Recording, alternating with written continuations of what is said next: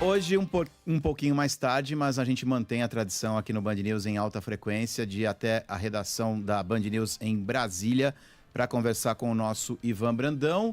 Ivan, aquele seriado chamado CPMI do INSS, agora a gente só vai assistir e acompanhar na semana que vem, né? Boa tarde para você. Só na semana que vem. E o ruim é que aqueles grandes capítulos, Coutinho, que podem viralizar, ser capa de jornal no dia seguinte, a gente não consegue assistir, né?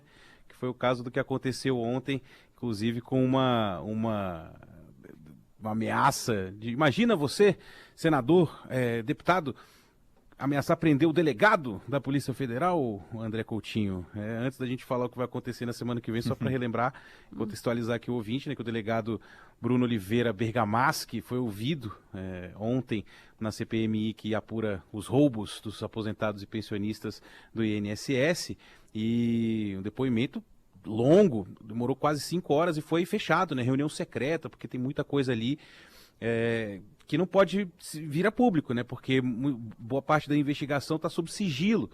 Então, teve uma pequena discussão em relação ao que ele poderia falar ou o que ele não poderia falar, e até o Supremo Tribunal Federal foi acionado para dizer que ele podia falar sim, né? O que ele podia falar ou não.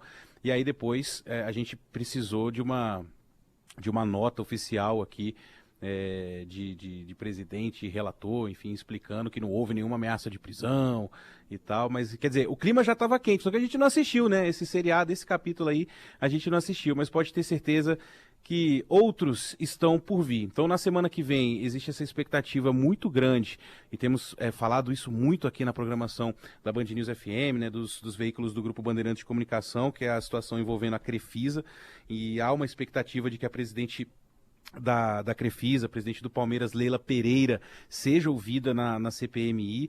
Já há um pedido de convocação ali feito pelo deputado delegado Fábio Costa, que apontou aí essas irregularidades graves e que a gente tem falado muito, né? Sempre que a gente traz no ar aqui, os ouvintes participam, mandam mensagens, graves irregularidades nos pagamentos de benefícios previdenciários feitos pela empresa. Então a Crefisa também já entrou aí como alvo da CPMI.